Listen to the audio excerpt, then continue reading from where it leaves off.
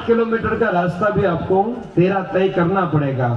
इसीलिए वो रिक्शा यानी रिक्शा नहीं, भगवान का रथ है, उसके ऊपर बैठ जाओ। ज्यादा अपना लगाना ही नहीं है मति।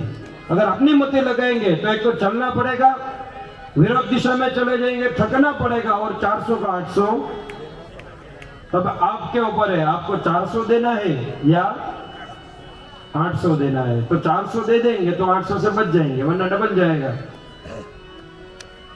ये 800 रुपए यानी युवानी, ये अमूल्य है। ये काया, ये रूप और ये शरीर, ये सबको धीरे धीरे समाप्त होते जाएगा।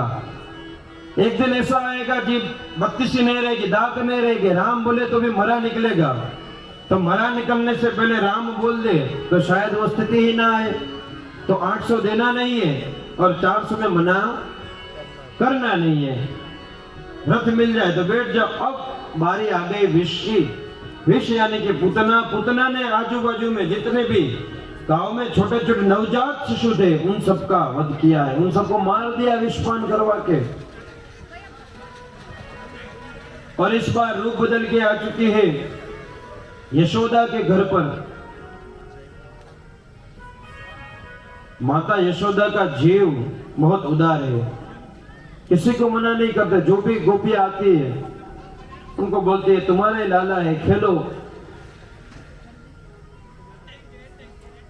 पुतना खेलते खेलते खेलते खेलते सबके नजर से बचते हुए द्वार के बाहर निकल गई। और द्वार के बाहर निकलते ही जैसे ही उसने विषय रूपी दुग्ध का पान करवाना चाहा, विष रूपी दुग्ध का पान करवाना चाहा, कृष्ण ने कहा कि तुम्हारे अंदर जितना भी विष है उस विष को मैं आज समाप्त कर दूंगा। इतने तीव्र वेग से कृष्ण ने पूतना के स्तन का पान किया कि अब उसको भयंकर पीड़ा की अनुभूति होने लगी। वो आई थी तो मारने के लिए, लेकिन खुद के मरने का समय हो गया, इसलिए कहने लगी मां मुंचा, मुझे छोड़ दो, मुझे छोड़ दो, मुझे छोड़ दो। कृष्ण कहते आज तक मैंने जिसे पकड़ा है उसे मैंने आज तक कभी छोड़ा है ही नहीं। अब तो तुम स्वयं छूट जाओ, मुझसे अलग हो जाओ तो वो बात अलग है, लेकिन मैं तुम्हें छोड़ने वाला हूं नहीं। इतनी तीव्र वेग, इतनी तीव्र गति से विष को अपने अंदर कृष्ण ने धारण करना आरंभ किया है। पुतना के अंदर जितने भी माया रूपी जो काया थी उसकी वो काया अब भयंकर राक्षसी के रूप में वो प्रकट हो गई और सभी विषयों को समाप्त किया। और पुतना ने अपना जो मूल रूप था वो रूप लेकर ऐसी भूमंडल के ऊपर गिरे। एक कंस के द्वारा जितने वो वृक्ष का निर्माण करवाया था जो यज्ञ को रोक सके, उसी वृक्षों के ऊपर गिरे और उसी वृक्ष को समाप्त हुआ और पुतना का भगवान ने संहार किया है। लेकिन मां का रूप लेकर आई थी, स्तनपान करवाया, इसीलिए भगवान ने उसको शुभ गति प्राप्त करवाई। थोड़ा समय हुआ, यशोदा जी ढूंढने लगे मेरा लल्ला कहां पर है। गोपियों को पूछा, अत्र तत्र सर्वत्र जब देखने लगे तो गोपियों ने कहा एक बाहर से गोपी आई थी जो लल्ला को बाहर लेकर गई। यशोदा जी ने कहा कि तुमको इतना भी समझ नहीं कि छोटे बालक को घर से बाहर निकालना चाहिए नहीं। कितने समय तक वो भी बताया है, 3.5 महीने तक बालक को घर से बाहर लेकर जाना चाहिए नहीं। घर से बाहर तभी लेकर जाना चाहिए जब उसके लिए वो वातावरण अनुकूल हो जाए। 3.5 महीने 4 महीने पे जो बच्चा होता है, बालक होता है, वो करवट लेता है। इसका मतलब ये है कि अब वो इस वातावरण को अडॉप्ट कर चुका है, उस वातावरण में वो जीना सीख चुका है, समझ चुका है उस वातावरण के। देखा तो कन्हैया तो वहां पर खेल रहे थे, हाथ पे हिला रहे थे। बालक को लिया अपने सीने से लगाया, गौमूत्र लेकर आए, गौमूत्र से उनको स्नान करवाया। गौ मई यानी कि गाय के छाण से उनको स्नान करवाया।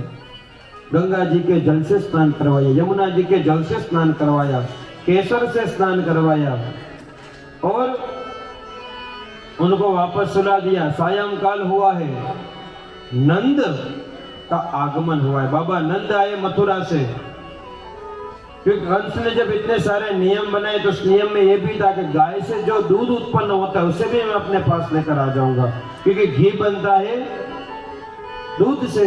अगर दूध नहीं होगा तो घी कैसे बनेगा, घी नहीं होगा तो यज्ञ कैसे होगा, और यज्ञ नहीं होगा तो नारायण को शक्ति कैसे मिलेगी। लेकिन जो पूरे ब्रह्मांड को शक्ति देते हैं उन्हें शक्ति की आवश्यकता वैसे नहीं होती है। आम भक्त पर अपने भक्त के अंदर ये विश्वास जगे, इसलिए भगवान ये सब लीलाएं करते हैं। भगवान कहते मैं इसलिए मानव बनकर आया हूं ताकि मानव भगवान बन सके। देखिए लाइन, ये पंक्ति बहुत छोटी है लेकिन समझने वाली है कि मैं मानव बनकर इसीलिए आता हूं ताकि मानव ईश्वर बन सके, भगवान बन सके। हम नर है, हमारे अंदर नारायण बनने की भी क्षमता है अगर हम अपने आप को पहचान ले तो। कल हनुमान जी की बात की थी, तो हमारे अंदर वो सब कुछ है। विष का नाश करने के लिए आनंद चाहिए, आनंद के बिना विष और विषय दोनों का ही नाश हो सकता नहीं। सायंकाल जब नंद आए तब उन्होंने पूतना की जो देह था उसके अंदर अग्नि संस्कार करवाया है, और जितनी लकड़ी थी पेड़ की, हाँ उसी से किया। कंस ने जिस पेड़ का रोपण करवाया था उसी पेड़ के लकड़ियों से पूतना का अंतिम संस्कार हुआ। अंतिम संस्कार हो गया। पूतना का जब नाश हुआ, पूतना के नाश के बाद भगवान ने अपनी और एक लीला यानी कि करवट बदलना, अपने जन्म नक्षत्र से चौथी बार यह जन्म नक्षत्र आया है, रोहिणी नक्षत्र आया। 108 दिवस के भगवान हो चुके थे। भगवान ने करवट बदली, मां यशोदा खुश हो गई, प्रसन्न हो गई। बालक जो भी करे, छोटी छोटी लीलाएं में भी मां हमेशा खुश होती है।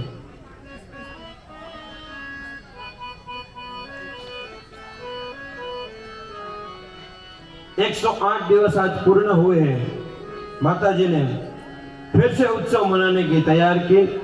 गंगा जी का जल, यमुना जी का जल, गौमूत्र, गोमय, केसर, चंदन इत्यादि से स्नान करवाया है। पुनरपि उत्सव के लिए ब्राह्मणों को बुलाया है। बाजा बाजेंद्र बजाने वाले मंगल सुत मागध को बुलाया है। बंदी जनों को स्तुति पाठ करने के बुलाया है। वेद द्वारा ब्राह्मणों ने उद्घोष किया है। और वैसे में एक सुंदर पात्र में सुंदर तरीके से सज्ज करके मां यशोदा उन्हें लेकर आए हैं। यमुना जड़मा केसर घोड़ी स्नान कराओ शामरा।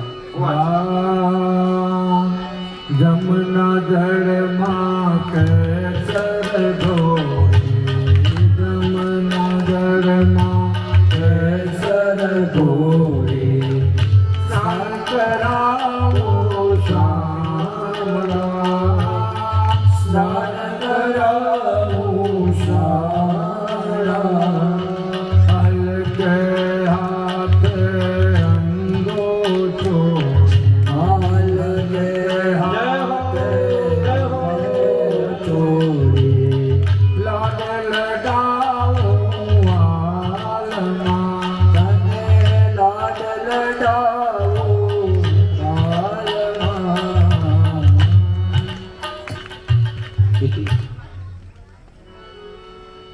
यमुना जड़मा केसर घोड़ी स्नान कराओ शामरा।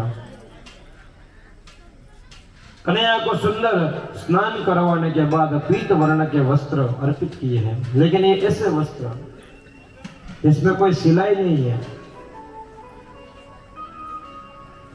कन्हैया ने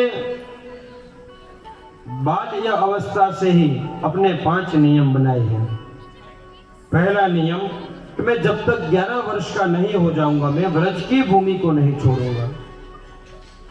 भगवान 11 वर्ष और 52 दिवस के जब हुए थे तब व्रज भूमि को छोड़ा था, मथुरा गमन हुआ था भगवान का। दूसरा नियम यह था कि मैं कभी सिलाए गए वस्त्रों को पहनूंगा नहीं, सिवड़ावेला वस्त्र क्यारे पहरीश नहीं। तीसरा, मैं कभी केश कर्तन नहीं करवाऊंगा, कृष्ण के केश बड़े बड़े हैं, घुंघराले हैं बाल। चौथा वचन, मैं कभी व्रज भूमि में जब तक रहूंगा तब तक कभी भी हथियार नहीं लूंगा। और पांचवा, मैं कभी पादुका पहनूंगा नहीं। भगवान जब जितने भी समय व्रज की भूमि में रहे हैं पादुका का कभी पादुका नहीं पहने, यानी कि चप्पल नहीं पहने हैं।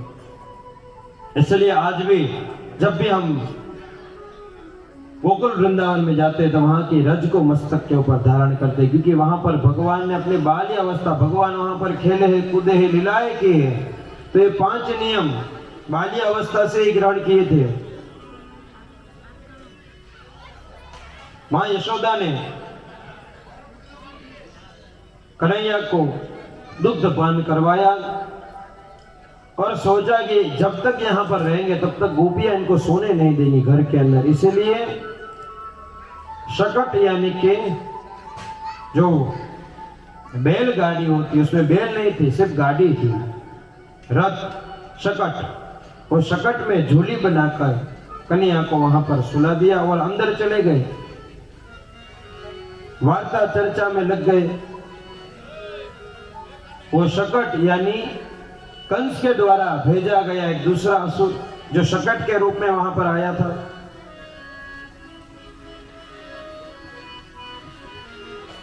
शक्रासुर ने अपना परिचय दिया, बल दिखाकर अपना। कन्हैया ने पूरे जो शकट था उस शकट को उल्टा कर दिया। उसके दोनों जो चक्र थे, चक्रों को छिन्न भिन्न कर दिया और शकट का जैसे चक्र अलग हुए, झोली ऊपर, कृष्ण नीचे, और उसके आजू बाजू में जितने भी रस थे, दुग्ध के, दधी के, और सब रस के बने हुए पात्र फूट गए और भगवान उसमें खेल लगे और शकट वहीं पर समाप्त हो गया। शकट यानी विषय। जितने भी असुर कंस के द्वारा भेजे गए वो सब इंद्रिया है। सब इंद्रियों के ऊपर भगवान ने विजय की प्राप्ति करवाकर शक्रासुर की लीला से समझाया कि जब कभी भी जीव अपने रथ के नीचे मुझे रखेगा उसका रथ का पलटना निश्चिंत है। जब रथ का सारथी बनाएंगे और रथ सदा सर्वदा विजय की ओर गमन करेगा। अर्जुन जी ने कृष्ण को सारथी बनाया और हम सब जानते हैं कि अर्जुन ने उस युद्ध के अंदर विजय की प्राप्ति की। शकट का नाश हुआ, यशोदा जी बाहर आए, देखा तो कन्हैया तो वहां पर खेल रहा था, डर गए। माता ने रोना आरंभ कर दिया कि मेरे छोटे से बालक के ऊपर बहुत कम समय के अंदर कितनी सारी विपदा आई है, संकट आए हैं। और जब कभी भी ऐसे संकट आते थे, यदुवंशी थे इसीलिए अपने इष्ट माता गौ के पास में पहुंच जाते थे। गौशाला में गए, गौमूत्र गौमय से पुनरपि स्नान करवाया है, केसर से स्नान करवाया है।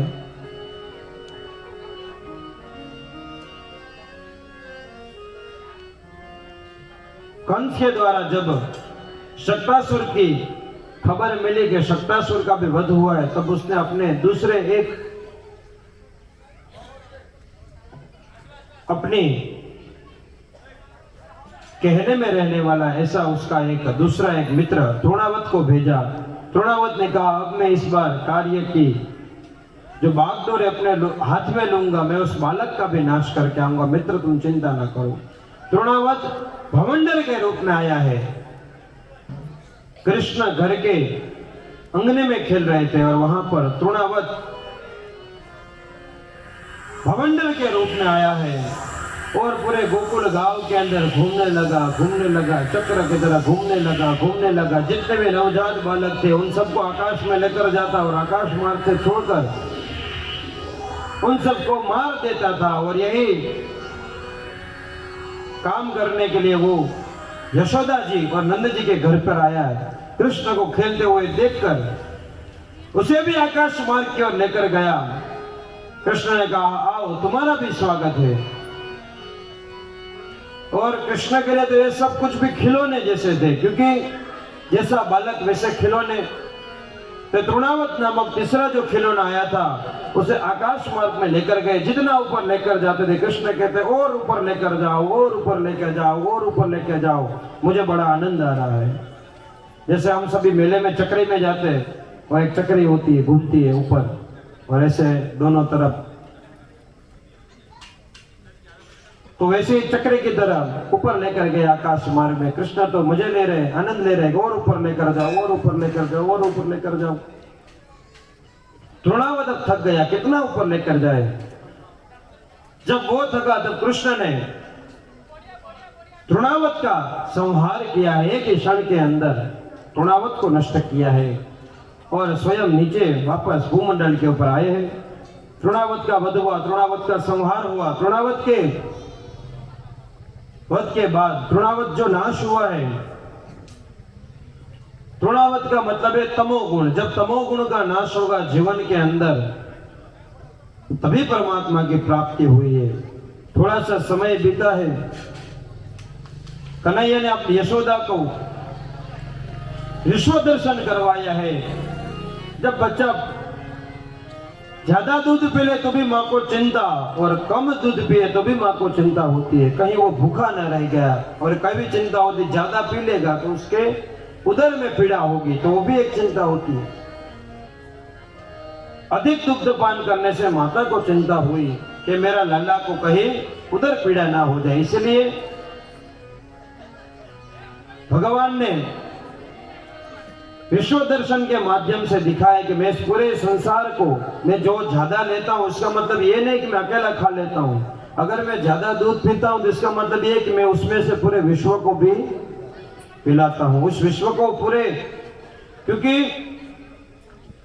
विष्णु का तो कार्य ही है पालन और पोषण करना। ब्रह्मा जी का काम है सर्जन करना, विष्णु का कार्य पालन पोषण करना। तो जो मैं खाता हूं वही दुनिया को खिलाता हूं। इसलिए आज तो हमने 56 भोग का यहाँ पर आयोजन किया था कि भगवान मीठे मीठे व्यंजन ग्रहण करें और उस पूरे विश्व को मीठे व्यंजन खिलाए। हम सबके जीवन को भी मीठा बना दे इस व्यंजन की तरह। माता को विश्व रूप का दर्शन हुआ। जिस बालक के अंदर पुत्र का भाव था, आज उसको दूर कर दिया। अपने आप से दूर होते हुए देखकर भगवान ने सोचा कि ये तो गजब हो गया, ये क्या कर दिया मैंने।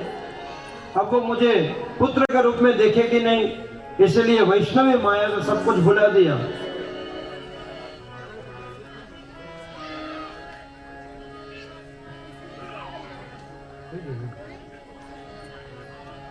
ये सब कुछ होने के बाद अब चिंता ये हो गई थी कि पूरा गांव लल्ला लल्ला लल्ला कर रहा था, लेकिन नामकरण संस्कार नहीं हुआ था। नाम तो कुछ होना चाहिए, नाम के बिना काम नहीं हो सकता और नाम होना जरूरी है। इसलिए वसुदेव जी ने गर्गाचार्य महाराज अपने कुल गुरु को भेजा है गोकुल में कि आप जाइए हमारे दोनों पुत्र का नामकरण संस्कार करवाइए। गोकुल में गर्गाचार्य जी महाराज का आगमन हुआ है। नंद बाबा और यशोदा ने सोचा कि जितनी बार भी बड़े बड़े उत्सव किए हैं, उत्सव के बाद कुछ ना कुछ विघ्न आया है, इसलिए ये नामकरण संस्कार जो है वो एकदम सरलता से करना है, किसी को भी इसमें आमंत्रण नहीं देना है। इसलिए आयोजन किया है गौशाला में। गौशाला में गए हैं, पाठ बिछाए हैं, गणेश पूजन, स्वस्ति पुण्य वाचन, मातृ का पूजन किया है। रोहिणी जी ने कृष्ण को अपने गोद में लिया है और यशोदा जी ने रोहिणी पुत्र बलराम को अपने गोद में लिया है। सबसे पहले नामकरण किया है दाऊ जी महाराज का। गर्गाचार्य जी महाराज ने कहा है रोहिणी का पुत्र है, इसलिए एक नाम इसका रोहिणी नाम रखा गया है। इसमें बल बहुत है, इसलिए इसका एक नाम बल। और राम की तरह इसके अंदर गुण है, इसलिए इसका नाम बलराम होगा, जो सबको जोड़कर रखेगा। भविष्य काल में भी हमारे भारतवर्ष को भी जोड़कर रखा है, वरना इसके भी बहुत सारे हिस्से होने वाले थे यदा कदा समय में। होते हैं सरदार वल्लभ भाई पटेल, जिन्होंने पूरे भारतवर्ष को एक करके रखा, जोड़कर रखा, संगठन बनाकर रखेंगे। तो पहला नाम रोहिणी, दूसरा नाम बल और तीसरा नाम राम, चौथा नाम संकर्षण, जो सबको जोड़कर रखेंगे, यदुवंशियों को जोड़कर रखेंगे, इसलिए चौथा नाम संकर्षण दिया है। यादवों के अंदर धर्म तो था ही, लेकिन उससे भी बड़ा एक गुण था कि वो संप में रहते थे, संगठन में रहते हैं। जो भी व्यक्ति संगठन में रहेगा वो हमेशा बचकर रहेगा, जो संगठन से बाहर जाएगा उसका पतन होना निश्चित है। इसीलिए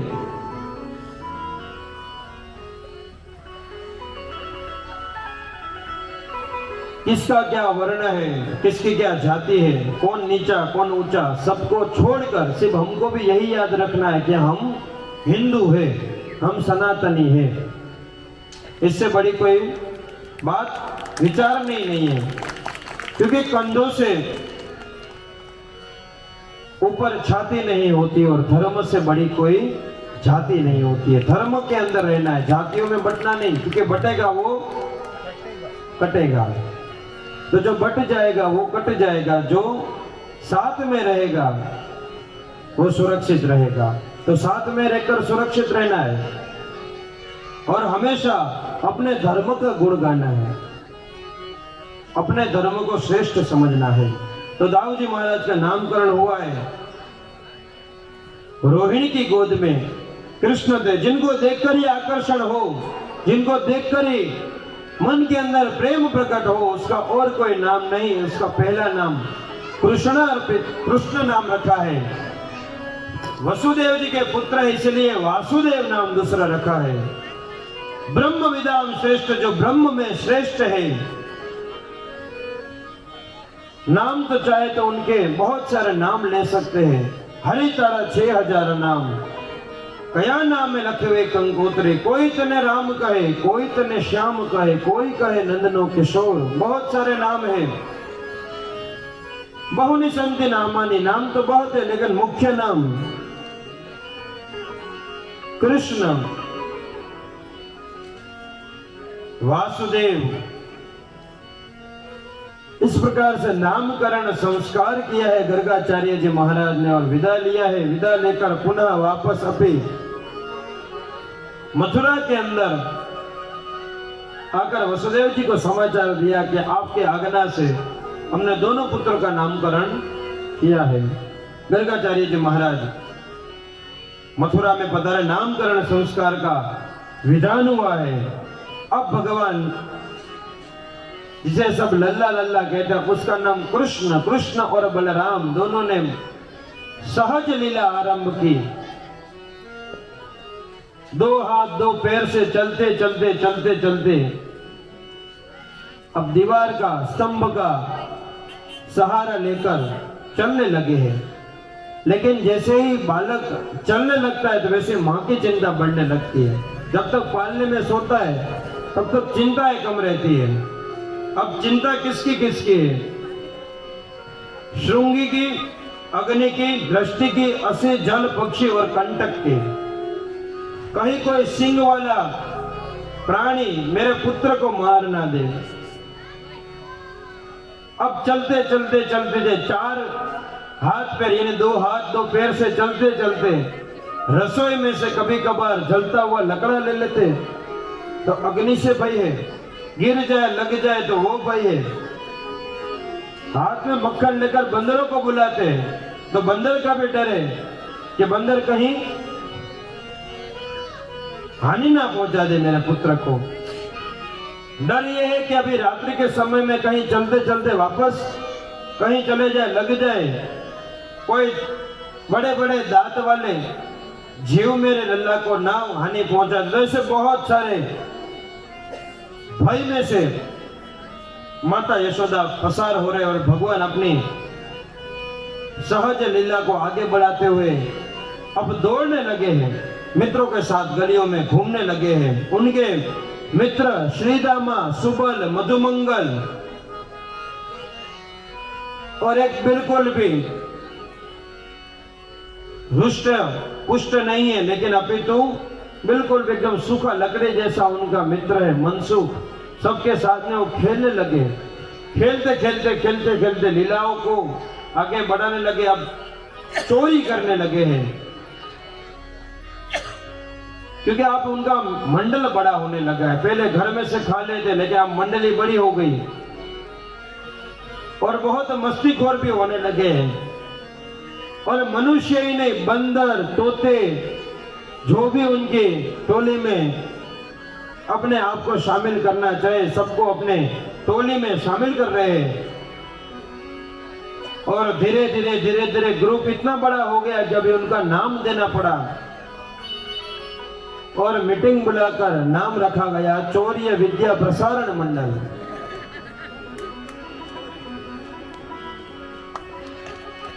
कि जो चोरी की विद्या का प्रसार करते हैं, वैसे सभी मस्तीखोर मेंबर वहां पर शामिल हो गए। पहले देखते थे इससे मस्ती करने का लेवल कहां तक है, कितनी चोरियां कर सकता है, इसके अंदर भय है कि नहीं। जो निर्भय है उन सबको अपने समूह में जोड़ दिया। इंग्लिश में ग्रुप, हिंदी में समूह, गुजराती में जूथ। और इस ग्रुप में, इस समूह में कोई 10 वर्ष का बालक है, कोई 20 का है, कोई 50 का भी है, कोई 35 का भी है। उम्र कोई वहां पर बाधा नहीं है। बस आपके अंदर, मंडल के अंदर कितना योगदान देने की क्षमता है। अगर आपके अंदर क्षमता है योगदान देने की, तो आप इस मंडल के अंदर आ सकते हो। और जितने भी जो जन इस मंडल के अंदर जुड़ता है वो सब सभ्य, बाकी सभी असभ्य। सभ्यता उन्हीं के अंदर है जो इस चौर्य विद्या प्रसारण मंडल में जुड़ता है, बाकी के सब असभ्य है, किसी में सभ्यता नहीं है। तो धीरे धीरे चोरी करने लगे, आतंक बढ़ने लगा। रास्ते में 2 व्यक्ति, मध्य में 2, द्वार पे 2, सबको चौकीदारी पे लगा दिया और खुद चढ़ते थे ऊपर, मटकी फोड़ते थे, मक्खन लेते थे।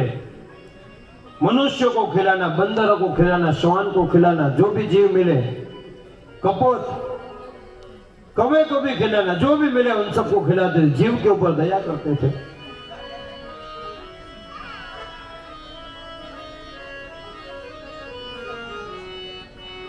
घर के अंदर भी यही हालत, घर से मक्खन लेकर बंदरों को खिलाना।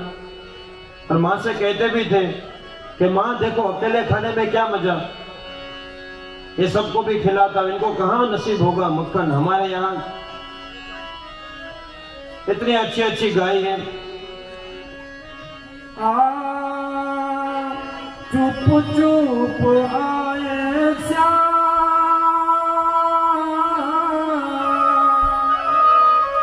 चुप चुप आए श्याम, लेके ग्वाल बाल रे,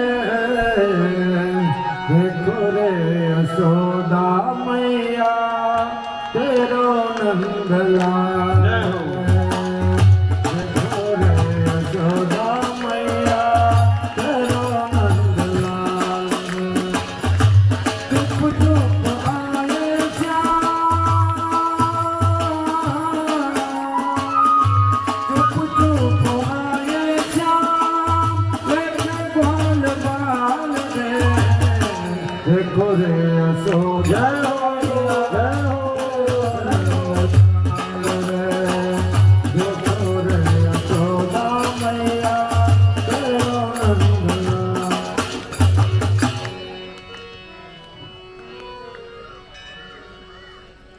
और नाम फैल गया इस मंडली का पूरे गोकुल के अंदर। ये लोग आते हैं 50-60 लोग और सब चट करके लेकर चले जाते हैं। तो उसमें से एक गोपी थी जिसका नाम था प्रभावती।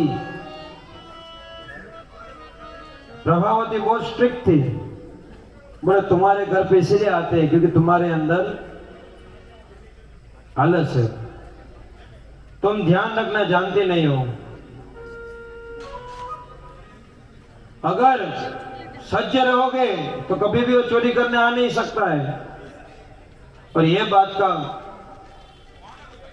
जो खुलासा है वो मंडल में हुआ कि प्रभावती नामक एक गोपी है जो अपने आप को बहुत होशियार समझती है, जो बोलती है कि मेरे घर पर चोरी करने आए तो मैं बताऊं। बोले क्या किया जाए? बोले जब चैलेंज मिल ही चुका है तो उससे पूरा करने में क्या हर्ज है? ललकारा है तो जाना भी पड़ेगा, वरना तो हमारे मंडल का नाम खराब हो जाएगा।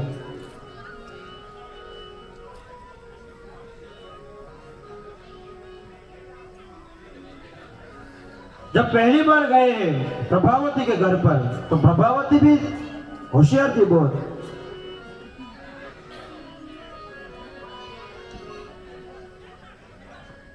खटिया रखकर वो नीचे सो गई, ऊपर मटकी भरी थी पूरी मक्खन की, उसके ऊपर एक पात्र था जो पात्र पूरा जल से भरा हुआ था। देखो उसकी भी युक्ति कुछ कम नहीं थी। पर अगर मटकी फोड़नी है तो कुछ प्रहार तो करना पड़ेगा, अगर प्रहार करेगा तो पानी गिरेगा और पानी मेरे ऊपर गिरा तो मैं जग जाऊंगी और लटकते हुए पकड़ लूंगी। मध्याह्न काल हुआ है, सो रही थी आराम से, विश्राम का बिल्कुल भी चिंता थी नहीं क्योंकि उसके युक्ति के ऊपर बहुत विश्वास था। और पूरा मंडल आ गया और मंडल चिंतन करने लगा। बोले कन्हैया आज तो प्रार्थना करो कि बच जाए, ये देखकर लग नहीं रहा आज कुछ काम होगा।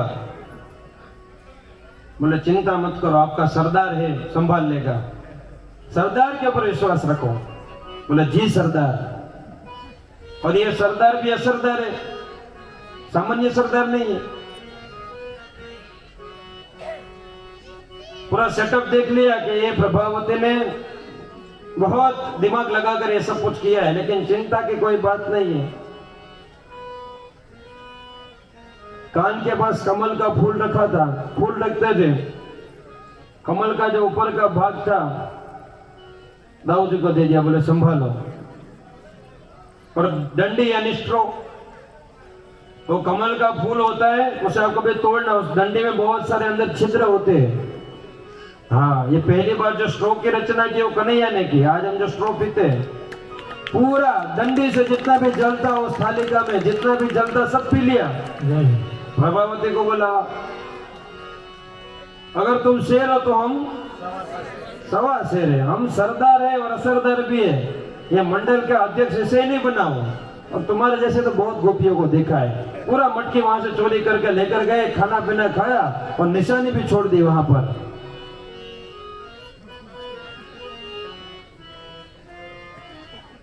वहां पर थोड़ा मक्खन गिरा कर छोड़ दिया और बताया कि देख तेरे घर पर चोरी करके गए, हो सकता है वो कर लो। प्रभावती ने कहा मैं बदला तो जरूर लूंगी। अब कन्हैया को प्रभावती के घर का मक्खन अच्छा लगने लगा और बहुत सारा होता था उसके पास, क्योंकि वहां देना लेना कुछ होता नहीं था, सिर्फ लेने की भावना, देने के होते नहीं थे। दूसरी बार आक्रमण करने के लिए गए, लेकिन इस बार प्रभावती तैयार थी बिल्कुल, इस बार तो छोड़ूंगी ही नहीं। प्रभावती छुप गई घर में, दूसरे कक्ष में।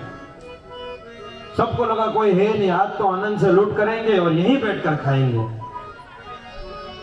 लटक गए और मौका देखा, प्रभावती आ गई।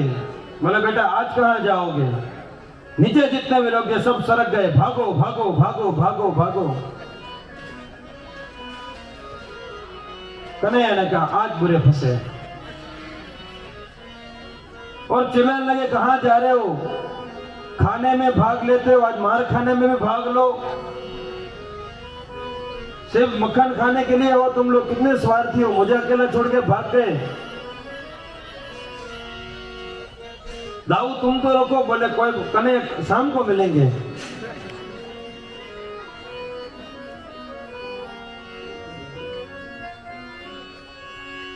प्रभावती से कहा मुझे नीचे तो उतर, अब तो मैं तेरे कब्जे में हूं, ये लटक रहा हूं, नीचे गिरूंगा लग जाएगा मुझे।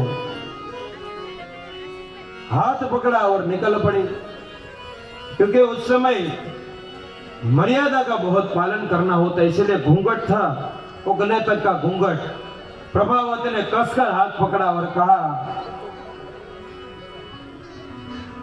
हर रोज हम सब कहते हैं लेकिन यशोदा किसी की बात ही नहीं मानती, आज तो तुझे रंगे हाथ पकड़ा है, आज देख मैं तेरा क्या हाल करती हूं। कन्हैया ने भी युक्ति की, थोड़ा बहुत रोने लगे। बोले बस ना, मारी खिलाना है बच्चे को, छोड़ दे, तेरे घर क्या तेरे गली में भी नहीं आऊंगा दूसरी बार, आज एक बार छोड़ दे। बोले छोड़ दे, लेकिन पिछले बार जो तूने कर्तव्य किया ये तो मुझे बताना ही पड़ेगा। बोले कोई बात नहीं, मार खिलाने खिला दे, लेकिन ये हाथ छोड़ दे, ये हाथ है तूने कसकर पकड़ा है, मेरा खून इसमें जमा हो गया है, मुझे पीड़ा हो रही है, दूसरा हाथ पकड़ ले। और जैसे दूसरा हाथ बदलने के लिए हाथ दूसरा, ये हाथ छोड़ा दूसरा पकड़ने के लिए, तब तक तो कन्हैया ने खेल कर दिया। प्रभावती का जो देवर था उसका हाथ पकड़ा दिया और भाग के घर पे चले गए, छुप गए।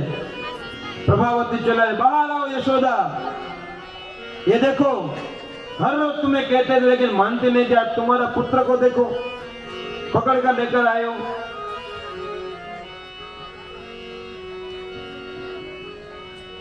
कन्हैया अंदर से बाहर निकला, बोले माँ देखो कोई आया है घर पर, कोई चिल्ला रहा है, चलो देखते हैं कौन है, क्या चाहिए, कोई पीड़ा में होगा, कोई समस्या होगी, चलो चलते हैं। माँ के साड़ी के पीछे छुप गए और प्रभावती जब जोर जोर से चिल्ला रहे, ये देखो तुम्हारा कन्हैया रोज चोरी करता है वगैरह वगैरह वगैरह सब करने लगे। तो बोले किसकी बात कर रही है तू, ये घूंघट ऊपर कर, नंद घर पे है नहीं, ये देख ये तो तेरा ही देवर है। फिर तो शर्म के मारे बोले क्या,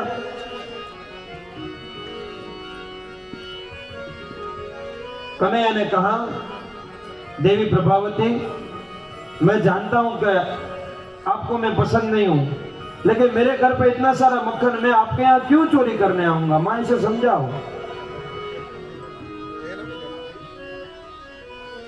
प्रभावती को अच्छे से पाठ पढ़ा दिया।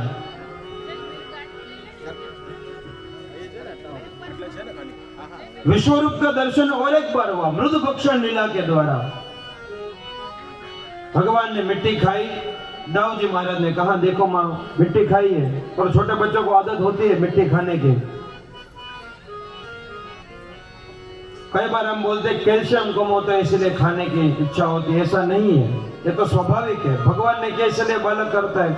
हम भी तो लल्ला कहते हैं अपने बच्चे को, तो जो कन्हैया ने किया वो बच्चा करता है।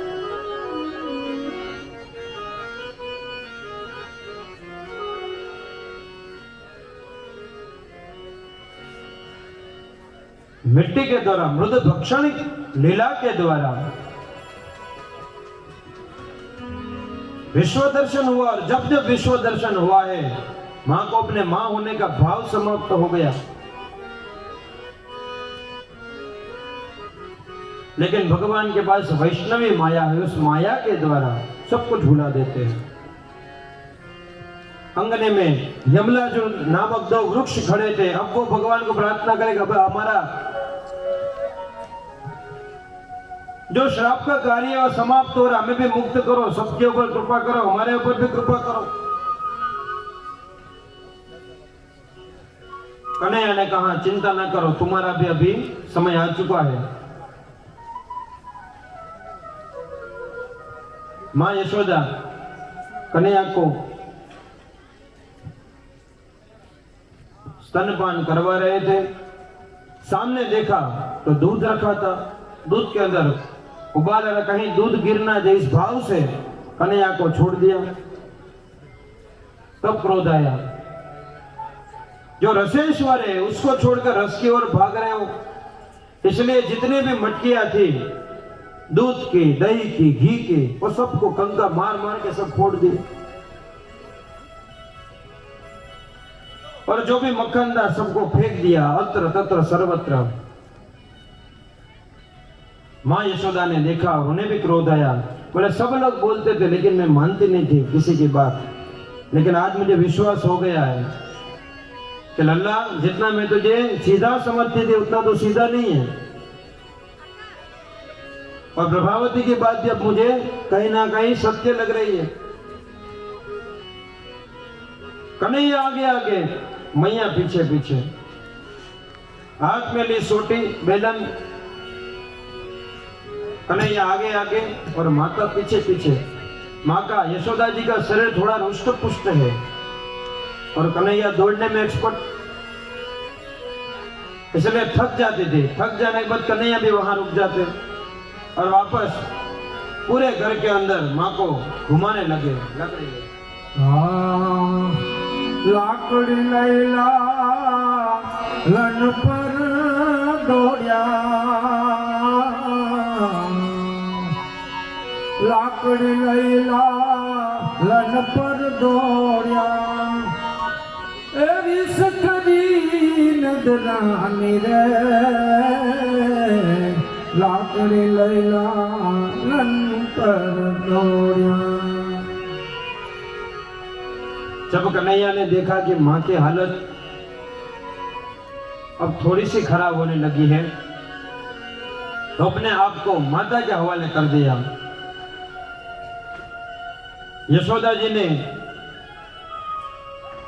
कन्हैया को ओखली के साथ में बांध दिया और वो कार्य करने के लिए चले गए। कन्हैया यहां से पुकार रहा है कि माँ छोड़ दे, अब नहीं करूंगा, अब दूसरी बार नहीं करूंगा, अब की बार छोड़ दे, मैं तो तेरा लल्ला हूं, तू मेरी माँ है।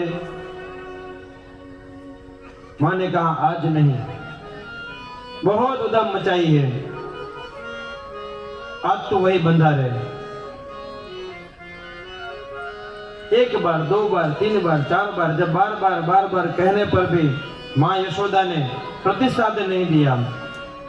यमराज ने कहा कि अब हमें मुक्त कराओ भगवान। यमलाजुर के उद्धारण हेतु भगवान ओखली के साथ में दौड़ पड़े, दोनों वृक्ष के बीच में से भागे, दोनों वृक्ष गिर पड़े। दोनों वृक्ष जैसे ही गिरे उसमें से दो दिव्य पुरुष प्रकट हुए जिसका नाम था नल कुबर और मणिग्रीव। कुबेर के दोनों पुत्र थे। वारुणी मदिरा का पान करने से कैलाश में रमणीय उपवन में स्त्रियों के साथ में जल क्रीड़ा कर रहे थे। संत का आगमन होने के बाद भी वो क्रीड़ा न छोड़ के नमस्कार नहीं किया, इसलिए उनको श्राप दिया कि तुम्हारी मति जड़ जैसी, इसलिए तुम जड़ बनोगे। संत का अपमान हुआ, मर्यादा का पालन न करने से नारद जी ने उनको श्राप दिया। नारद जी स्वयं वहां पर आए थे, लेकिन श्राप भी ऐसे देते थे कि जिसके ऊपर वापस कृपा हो सके। कहा तुम्हारा उद्धार करने के लिए भी भगवान स्वयं आएंगे, तुम्हारा उद्धार करेंगे। और हमेशा संतों की, ब्राह्मणों की पूजनीय वंदनीय जो भी गणमान्य लोग होते हैं उनकी मर्यादा हमें होनी चाहिए।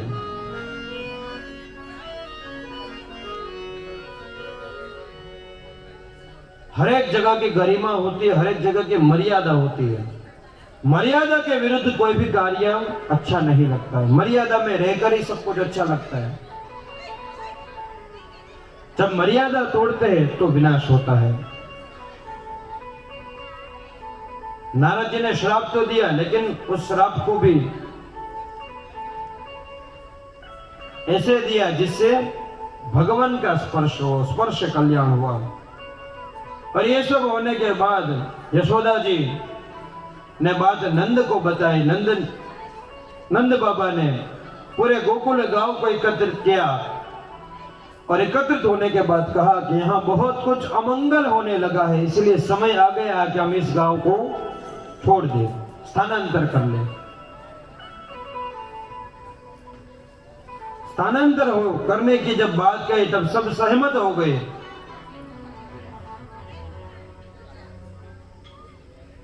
पहले के समय में तो दूसरे कोई वाहन थे नहीं, शकट गाड़ा होते तो उसमें सब साज सामान भरकर वृंदावन की ओर प्रस्थान किया। वृंदावन में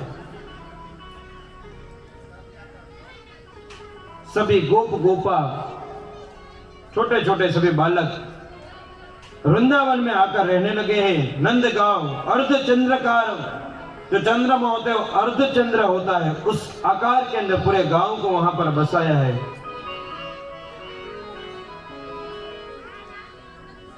अर्धचंद्रमा यानी जो शिव जी अपने मस्तक के ऊपर जो अर्ध चंद्रमा धारण करते हैं, वैसे ही चंद्र आकार पूरा गांव बसाए।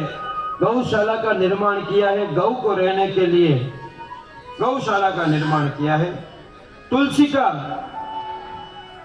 वन बनाया गया, तुलसी का रोपण किया है।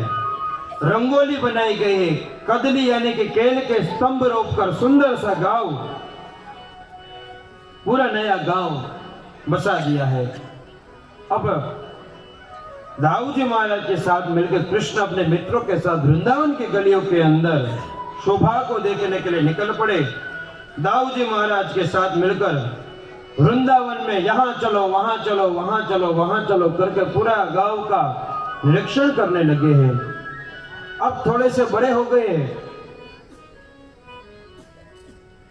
इसलिए अब उनको कार्य भी सौंपा गया है। कार्य कौन सा? कि जो गौ होती है उनके छोटे छोटे बछड़े, बछड़ों को चराना ये कार्य सौंपा गया। अब तक लाड मिलता था, लेकिन अब सुबह 4 बजे उठाते थे यशोदा जी।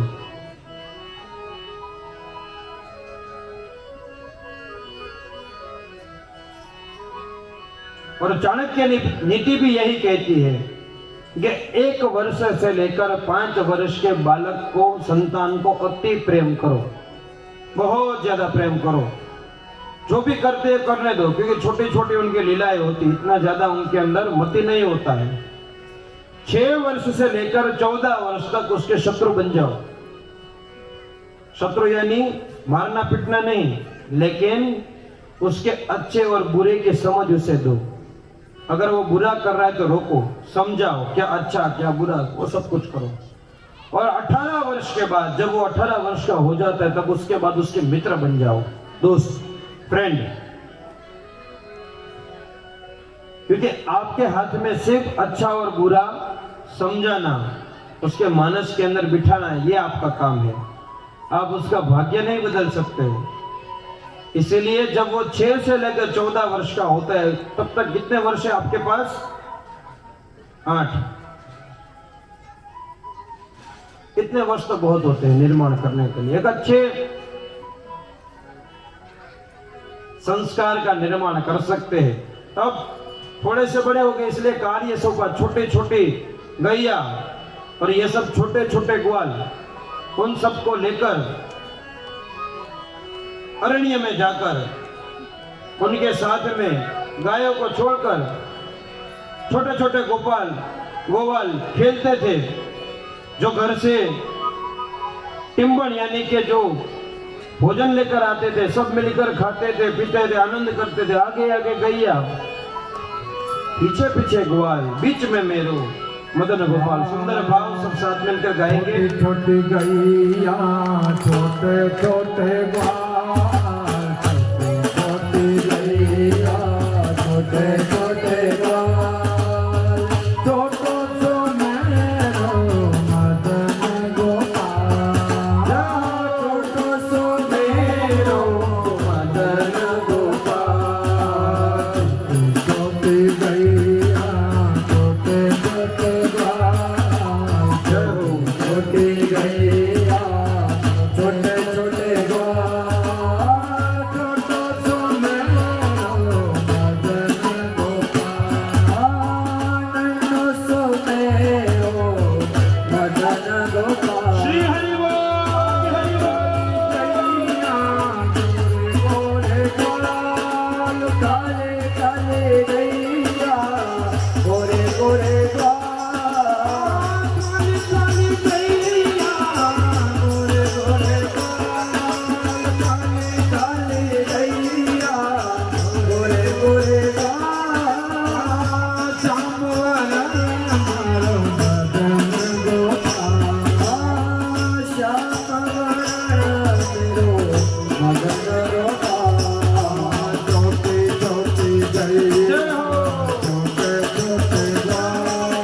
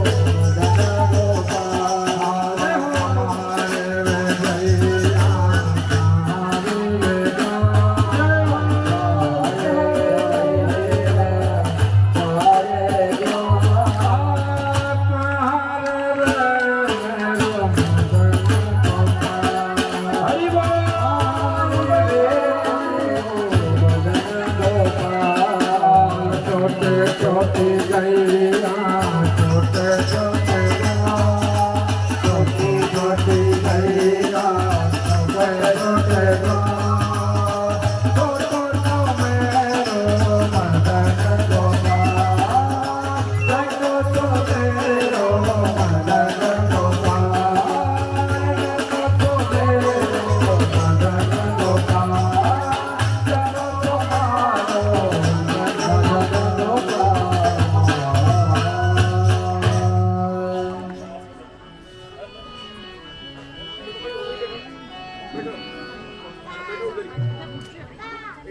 छोटी छोटी गैया छोटे छोटे ग्वाल छोटो सो मेरो मदन गोपाल।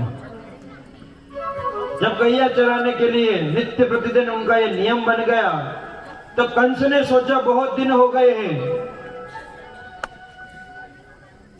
अभी तक मेरे काल का कोई अता पता हुआ नहीं है। वत्सासुर नामक एक दैत्य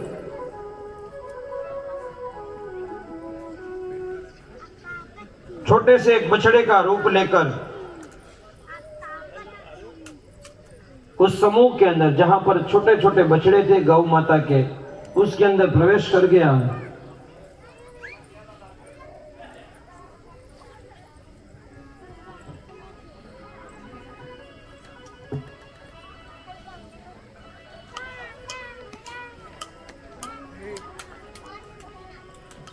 वत्सासुर असुर बनकर आया था।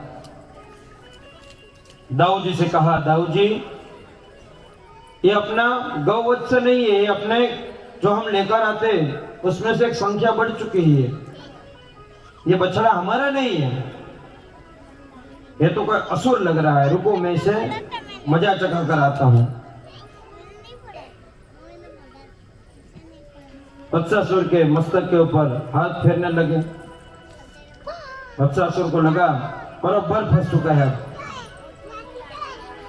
पीछे पीछे पीछे पीछे दौड़ने लगे। वो आगे आगे घोर जंगल में लेकर जाकर असुर का रूप लिया, राक्षस का रूप लेकर वहां पर प्रकट हो गया। दोनों पैर पकड़कर पूरे वायुमंडल की यात्रा करवाकर जमीन के ऊपर पछाड़ दिया। एक क्षण मात्र में ही उसका भी राम नाम सत्य कर दिया। वत्सासुर यानी आसक्ति, आसक्ति भी इंद्रियों के अंदर ऐसी प्रविष्ट कर जाती है कि हमें अंदर से खोखला कर देती है। आसक्ति का मतलब होता है जरूरत। विषयों की ऐसी हमें लत लग जाती है कि उसके बिना हम रह नहीं पाते, उसके लिए कुछ भी करने को तैयार हो जाते हैं। तो वही विषय रूपी आसक्ति हमें एक दिन समाप्त कर देती है, वो भी भेष बदल कर आती है। तो उससे पहचानना है, जैसे कृष्ण ने पहचाना वैसे हमें भी उससे पहचान।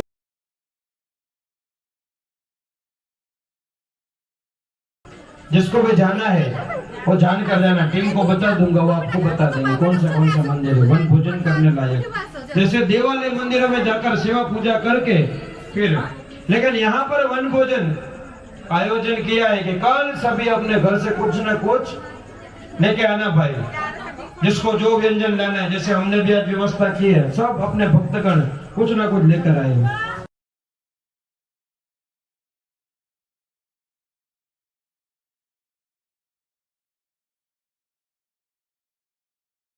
सोचो अगर हमारे यहाँ पर कोई भी नेता अभिनेता आता है, कोई मंत्री संतरी तंत्री आता है, तो हम उसे खुश करने के लिए क्या कुछ नहीं करते, फूल की माला लेते, बुके लेकर रखते, लाइन लगा देते मिलने के लिए, आओ साहब, पधारो साहब, ये साहब, वो साहब। उसे खुश करने के लिए 5-25 हजार का दुआ कर सकते हैं, तो जगत का नाथ है। उसे देने के लिए जेब में हाथ जाए तो देखना नहीं पड़ना चाहिए, देने से हमेशा बढ़ता है। वो कब, और हमेशा एक बात याद रखो, अगर आज देने की परिस्थिति है तो उसका आनंद उठाओ। भगवान को हमेशा अभिवादन करो कि भगवान आपने मुझे देने वाला बनाया है, मांगने वाला नहीं। अगर देने के लिए योग्य बनाया है तो हमेशा भगवान का धन्यवाद करो। और देने से कभी कम नहीं होता, धर्म करने से तो कभी धन कम नहीं होता, तो ज्यादा बढ़ता है, बढ़त बढ़ जाए। विषय रूपी धन खर्च करने से घट जाता है और धर्म करने से हमेशा धन बढ़ जाता है। तो अभी तो समय है, लेकिन अगर आज है तो आज का लाभ लीजिए। जो भी आपसे बन पड़ता है, तन मन और धन, सेवा 3 प्रकार से होती है। तन से भी हो सकता है, अगर धन नहीं तो कोई बात नहीं, कथा में आओ, प्रतिष्ठा में आओ तो पूछो कमेटी से कि मुझसे क्या हो सकता है, आप मुझे बताइए, मैं तन से सेवा करना चाहता हूँ। कोई मन से सेवा कर सकता है, कोई धन से कर सकता है। मन से सेवा करने वाले लोग प्रचार करो, धन से सेवा करने वाले लोग धन से सेवा करो। जो जिस प्रकार से सेवा करना चाहे करनी चाहिए, क्योंकि ये सब हमारा ही आयोजन है। देखिए, हम लोग 5, 25 या 50 साल जीने वाले हैं। अगर कोई इसमें से ऐसा व्यक्ति है तो 100 साल जी लेगा, उससे ज्यादा तो शायद कलिकाल का समय है, ज्यादा अपेक्षा रखना भी नहीं चाहिए। लेकिन ये सब अचल संपत्ति है। मंदिर है वो अचल संपत्ति, ये कहीं हिलने वाला नहीं है, हजारों साल तक कैसे रहने वाला है। अगर आप पूरा मंदिर नहीं बना सकते कोई बात नहीं, आप मंदिर में मूर्ति का दान कर सकते हो, मंदिर में घंट का दान कर सकते हो, मंदिर में पूजा में नित्य वपराश होने वाली सामग्री का दान कर सकते। अरे कुछ नहीं कर सकते, कोई एक ईंट तो दे सकते हो ना, एक ईंट का दान कर दो तो भी चलेगा, आपके नाम की ईंट यहाँ पर रखी जाएगी। और वो जगन्नाथ है, साक्षात है, अगर उसके दृष्टि में आ गए ना तो आप अपना तो उद्धार कर लोगे। लेकिन मैं तो ये बोलता हूं कि आप 100, 50 या हजारों, लाखों का भी उद्धार करने के वो आपको योग्य बना देंगे। इसलिए भगवान के कार्य में कभी भी लोभ मत करो, खुले हाथ से दो और देने के बाद सोचो मत। अगर सोचना पड़े तो दो मत, और देने के बाद कभी सोचना चाहिए ही नहीं। भगवान को खुले हाथ से दो, भगवान 1000 हाथ वाला है, आपको कहीं ना कहीं से वो दे देंगे। कोई बाध्य नहीं है, व्यासपीठ से कहा है इसलिए करना ही है। अगर क्षमता है तो करना, अगर क्षमता नहीं है तो भगवान से प्रार्थना करना कि भगवान मुझे सक्षम बनाओ। अभी तो फरवरी तक का टाइम है, जो भी कर सकते हो श्रद्धा युक्त करना। आगे की कथा अध्याय में आती है, ब्रह्मा जी को मोह उत्पन्न होता है। ब्रह्मा जी ने सोचा कि सभी लोग इस बालक का जयकारा करवा रहे, ये बालक है कौन जिसके नाम का जय घोष हो रहा है। ब्रह्मलोक के अंदर कोलाहल हो गया। अब ब्रह्मा जी यहाँ पर वृंदावन में आए हैं, लेकिन अपना हृदय ब्रह्मलोक में छोड़कर आए। हृदय अगर घर पे छूट जाएगा, बुद्धि साथ में आएगी तो बुद्धि कभी अच्छा काम करने देगी नहीं, क्योंकि हृदय है, यहाँ पर नारायण विराजमान होते हैं। इंडिकेटर जो हमारा इंडिकेट होता है यहाँ से होता है, और बुद्धि भी तभी शुद्ध होती है जब हृदय शुद्ध है। हृदय शुद्ध नहीं होगा तो बुद्धि भी शुद्ध हो सकते हैं। ब्रह्मा जी को मोह उत्पन्न हुआ। ब्रह्मा जी ने जितने भी गोप ग्वाला थे, जितने भी गाय के बछड़े थे, उन सबको अदृश्य करके ब्रह्मलोक में लेकर चले गए। भगवान ने उनके मोह का नाश किया है। 1 वर्ष तक भगवान ने पूरी व्यवस्था संभाली है। जितने भी गौ थे, उनके बछड़े थे, उनको बछड़े के रूप में दिया। जितने भी ग्वाला थे, ग्वाला के रूप में माता को अर्पित किया। 1 वर्ष तक चला। ब्रह्मा जी का मोह समाप्त हुआ, समझ गए। कृष्ण के अंदर नारायण का दर्शन किया। भगवान का दर्शन करने के बाद जितने भी गोप ग्वाला और गौ का हरण करके लेकर गए थे, सब कुछ अर्पित किया, और भगवान के द्वारा जो निर्मित था भगवान ने अपने अंदर समाहित कर लिया। अब समय हो चुका था। कालिया नाग कि जो त्रास प्रकोप था, यमुना का जो जल था वो दूषित होने लगा, पीने के योग्य नहीं रहा था। लेकिन समस्या ये थी कि जब तक दाऊ है तब तक कालिया को मार नहीं सकते, उन्हें हरा नहीं सकते, क्योंकि शेष अवतार है दाऊ जी महाराज। इसीलिए धेनुकासुर नामक एक दैत्य वहां पर आया था। दाऊ जी महाराज के द्वारा उसका वध करवाया। और यहाँ पर कन्हैया ने इस प्रकार से समाचार सबको फैला दिया कि दाऊ जी महाराज ने गधे को मारा है। नाराज होकर दाऊ जी महाराज चले गए, भाई तेरे साथ रहना नहीं है। इतने बड़े दैत्य का मैंने नाश किया, खुद मारता है, बड़ाई ले लेता है, और मैंने मारा तो गधे को मारा बोल दिया। बोले जाओ कन्हैया, मैं तुम्हारे साथ नहीं रहूंगा। दाऊ जी महाराज को भेज दिया है। भगवान की लीला करने के लिए सबके साथ कंदुक के साथ से वो सब लोग जितने भी उनके मित्र थे सब खेलने लगे यमुना के तट के पास। क्रिकेट जिसे हम आज के समय में कहते हैं बैट बॉल, भगवान ने शुरू किया था खेलना। और उस समय भी नियम यही था जो आज नियम है, जिसका बैट उसकी सत्ता। छोटे बच्चे जब क्रिकेट खेलते तो उसमें नियम होता है, जिसका बैट होता है उसको 2 बार, वो एक बार आउट हो जाएगा तो बोलेगा दूसरी बार उसको, हाँ वो आउट नहीं बोलेगा, बोले मैं आउट नहीं हूं, वापस चालू करो गेम, तो 2 बार। नियम ये होता था कि जो घर पे शीशा वीशा फोड़ेगा वो लेकर आएगा। डायरेक्ट अगर टेरेस के नीचे बोल गया तो आउट। ये सब नियम थे। कुर्सी लेकर हम लोग खेलते थे, हम भी जब छोटे थे तब खेलते थे, इसलिए पता है। छोटे छोटे बैट, उस समय बॉल एक व्यक्ति का बस की बात नहीं थी, क्योंकि रोज बॉल गुम हो जाते थे। सब लोग 2-2 रुपये इकट्ठा करके बॉल लेकर आते थे। हाँ, उस समय तो महंगाई थोड़ी कम भी थी, तो 10 रुपए में बॉल आ जाता था। तो एक रुपया लेकर 10-11 खिलाड़ी थे तो बॉल लेकर आ जाते थे। स्टंप थे नहीं, तो अगर कहीं जंगल में ऐसी जगह खेल रहे तो लकड़ियों को लेकर उसका स्टंप बना देते थे।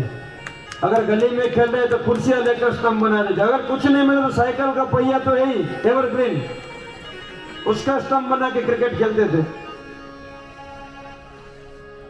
तो भगवान भी कंदुक खेलने के, कंदुक विद्या खेलने सब लोग खेल रहे थे। नियम यह था कि अगर बॉल यमुना में गया, कंदुक गेंद, तो जो गिराएगा वो लेकर आएगा। कालिया के द्वारा जो विष यमुना के अंदर प्रविष्ट हो चुका, उसको शुद्ध करने के लिए कृष्ण कटिबद्ध हुए और कृष्ण के द्वारा जो कंदुक है वो यमुना जी के अंदर प्रवेश करते। सबने कृष्ण की ओर देखा, तुमने गिरा भाई, तुम्हारी बारी। नियम तुम बनाते हो, सरदार तुम हो, तो नियम का पालन भी तुम्हें करना पड़ेगा। और यमुना जी के अंदर कृष्ण प्रवेश करते हैं। अंदर उतरते उतरते जहां पर कालिया नाग रहता है, वहां पर कालिया नाग के जो द्वारपाल के रूप में है वो नाग रानी है। उनसे उनका संवाद जो हुआ वो भजन स्तुति के द्वारा हम सुनेंगे और उसका फिर वर्णन करेंगे। जड़ कमल जड़ कमल चांदी जाने वाला, हमारो जाग से तन मार से मन मार, क्या राग से हे जड़ कमल चांदी जाने वाला।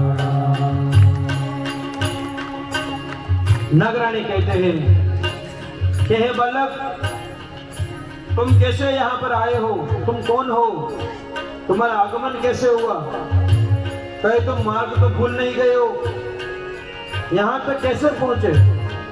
जाओ बालक जाओ, यहाँ से जाओ।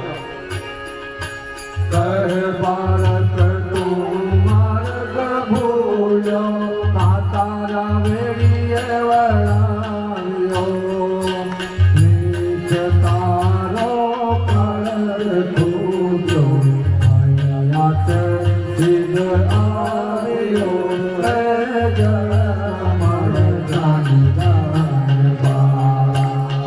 हे बालक तुम यहाँ से जाओ, ये तुम्हारी उम्र नहीं है यहाँ आने की। या तो तुम मार्ग भूल चुके हो या तुम्हारा काल आ चुका है जो तुम्हें यहाँ तक लेकर आया है। तुम दिखने में तो बहुत सुंदर हो बालक, क्या तुम अपने माता के प्रिय नहीं हो? हे बालक तुम जाओ, मैं तुमसे अनुरोध करती हूँ, अगर हमारे स्वामी जाग जाएंगे तो तुम्हें मार देंगे। उनका स्वभाव तुम्हें नहीं पता, वो बड़े भयंकर है। जाओ बालक जाओ।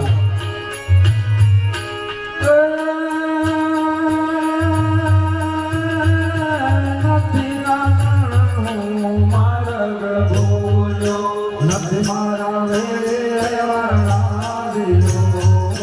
મથુરા નગરીમાં જુગતો રમતા આગળનું છે હાર્યો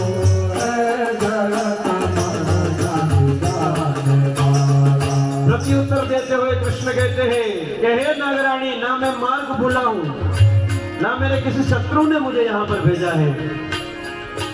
मैं तो मथुरा नगरी के अंदर दाव में तुम्हारे पति का शीश हार चुका हूँ, वो लेने के लिए आया हूँ। नागरानी हंसने लगी, बोले छोटा सा बालक, इसकी बातें तो देखो कितनी बड़ी बड़ी।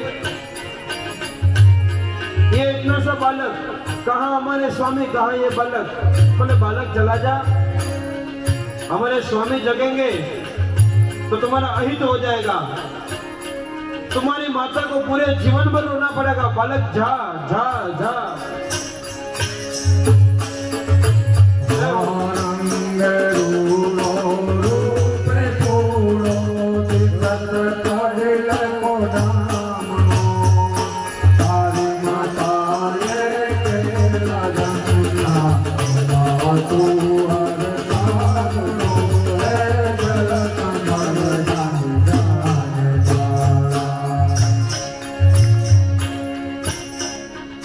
नागरानी कहते हैं कि मैं तो तेरी माता को ये कहना चाहती हूँ कि क्या तुझे अपना पुत्र प्रिय नहीं है? इस जगह पर भेजा ही क्यों? दिखने में तो ठीक ठाक लगता है, सुंदर है तू। बालक तू चला जा, यहाँ तेरे लिए कुछ भी नहीं रखा है। मेरे पति स्वयं काल के रूप में है जो तुझे समाप्त कर देंगे। चला जा पुत्र, चला जा, बालक चला जा।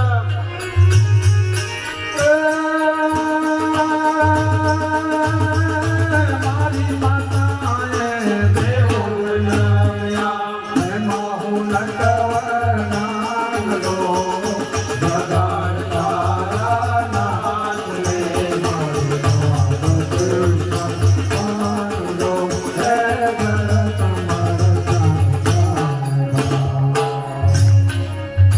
कृष्ण कहते हैं कि मेरी माता ने 2 पुत्र को जन्म दिया है, जिसमें मैं छोटा, मेरा नाम है कृष्ण। अब वार्ता का समय समाप्त, अब तो द्वंद होगा। जा उठा, जगा तेरे स्वामी को, कह कृष्ण आया है, तुम्हें द्वंद के लिए पुकार रहा है, ललकार रहा है इस भूमि के ऊपर। जाओ नागरानी जाओ। लेकिन नागरानी प्रलोभन देते हैं। क्या प्रलोभन देते हैं? लाख सवानो मारो हारा पूरे तुझने धोलियो आचलो मारा नागति जानो आगो करमा छोड़ियो ए जगत मरतान जाने। नागरानी प्रलोभन देते हुए कहते हैं कि हे बालक तू कहे तो मैं तुझे सोने का हार दे दूं, अगर तू कहे तो मैं तुझे मोतियों की माला दे दूं। मेरे स्वामी से पूछे बिना, कहे बिना मैं तुझे बहुत कुछ दे सकते हूँ, वो सब ले ले और यहाँ से चला जा, चला जा, चला जा।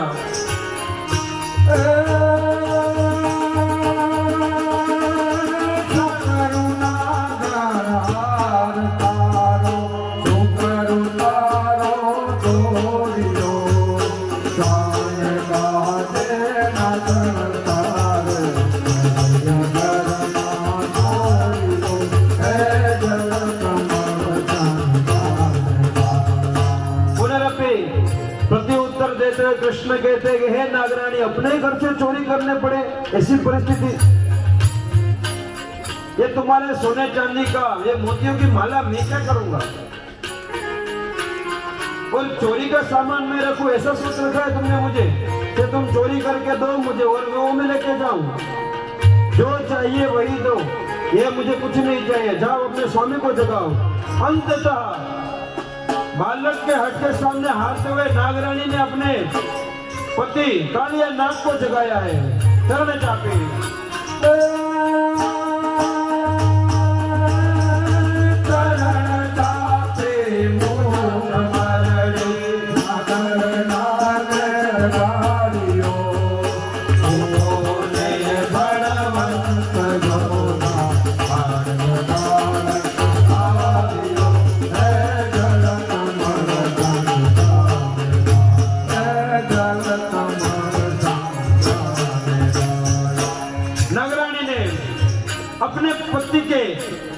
स्वामी के चरण को दबाया है, अपने स्वामी के मूंछों को मरोड़ते हुए कहा, स्वामी जगो, निद्रा से बाहर आओ। बाहर एक बालक आया है जो अपने आप को आपका काल बता रहा है। हमने बहुत समझाया, बहुत मनाया, बहुत विनती की, बहुत कुछ उसे देना चाहा, लेकिन वो आपसे द्वंद्व करना चाहते। आखिर में हार मानकर हम आपके पास आए। स्वामी, अब हमसे जो बन पड़ता था हमने किया, अब आप जाइए उस बालक के साथ द्वंद्व कीजिए। और द्वंद्व के लिए आपको बुला रहा है। कालिया नाग ने शैया से उठकर कृष्ण को ललकारा कि हे बालक आजा, तेरे सामने तेरा काल खड़ा है। कृष्ण ने कहा, अगर तुम काल हो तो मैं तुम्हारा काल हूं, कालों का काल, मैं महाकाल हूं। आओ मेरे साथ में युद्ध करो। दोनों ने भयंकर युद्ध किया है।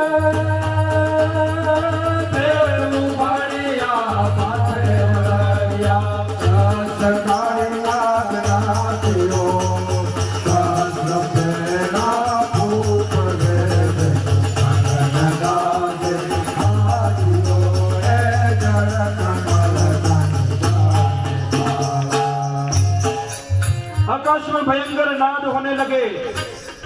यमुना जी का जल का स्तर बढ़ने लगा है। कृष्ण और कालिया के बीच में भयंकर युद्ध हुआ है।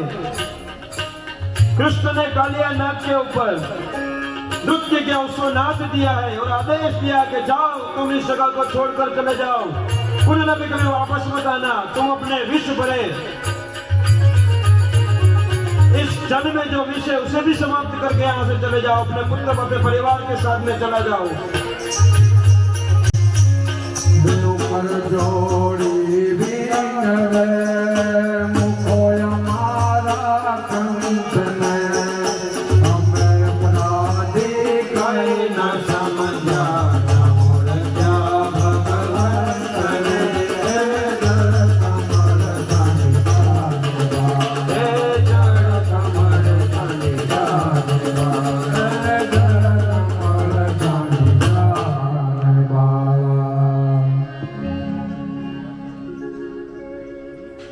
नाग पत्नियों के द्वारा जब स्तुति की गई, जब क्षमा याचना की गई, माफी मांगी है अपने अपराध की, तो कृष्ण ने उनको आदेश दिया कि यमुना को छोड़कर कहीं दूर चले जाओ। यमुना जी का जल पुनरपि शुद्ध हुआ है। लेकिन ये सब लीला समाप्त होते होते सायंकाल का समय हो गया है। सबने सोचा अब यहीं रहने में भलाई है, ये वन का मार्ग रास्ता भूल जाएंगे, रात्रि के समय कोई हिंसक पशु आ जाएगा तो हमें खा जाएगा। इसलिए रात्रि का समय शयन करने के लिए वही वन में सोचा। रात्रि के समय वन के अंदर, जंगल के अंदर आग लगी है। सभी कृष्ण की ओर भागे, हे कृष्ण बचाओ बचाओ बचाओ। उसी अग्नि का, दावाग्नि का पान करके सबका संरक्षण किया। सबने कृष्ण के नाम का जय घोष किया, वृंदावन विहारी लाल की जय। अब जो जयकारा था, अब जो जय घोष था, पहले बाल कृष्ण लाल की जय था, अब वृंदावन में विहार करने वाले कृष्ण की जयकार, जय घोष करवाया है सबने।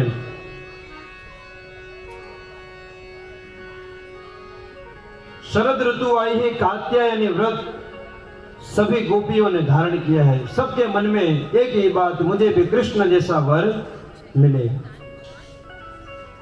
नंदा व्रत की कथा शिव कथा में बहुत विस्तृत चर्चा की थी। एक वर्ष का यह व्रत होता है, एक वर्ष तक यह व्रत चलता है। अगर कोई भी सुकन्या अपने मन के अंदर कृष्ण शिव जैसा वर चाहे तो एक वर्ष तक अगर वो श्रद्धा युक्त व्रत करे तो उसे भी कृष्ण और शिव जैसा वर की प्राप्ति होती है। उस व्रत के बारे में मैं आपको कल बताऊंगा पूरा व्रत, क्योंकि कल भगवान का विवाह होने वाला है, तो उसकी चर्चा मैं आपसे कल करूंगा। वैसे तो वो शिव कथा में ही बताते हैं, क्योंकि सभी कथाओं का कुछ सीक्रेट होता है, सभी कथाओं में कुछ स्पेशल होता है। लेकिन हम जगन्नाथ भगवान के सानिध्य में है, तो कल मैं आपको उस व्रत के बारे में भी बताऊंगा। नंदा व्रत, जिसका विवाह नहीं हुआ है वो ऐसा व्रत कर सकता है। अब भगवान ने मधुरी मुरली धारण किया, भगवान ने मुरली बजाना आरंभ किया है।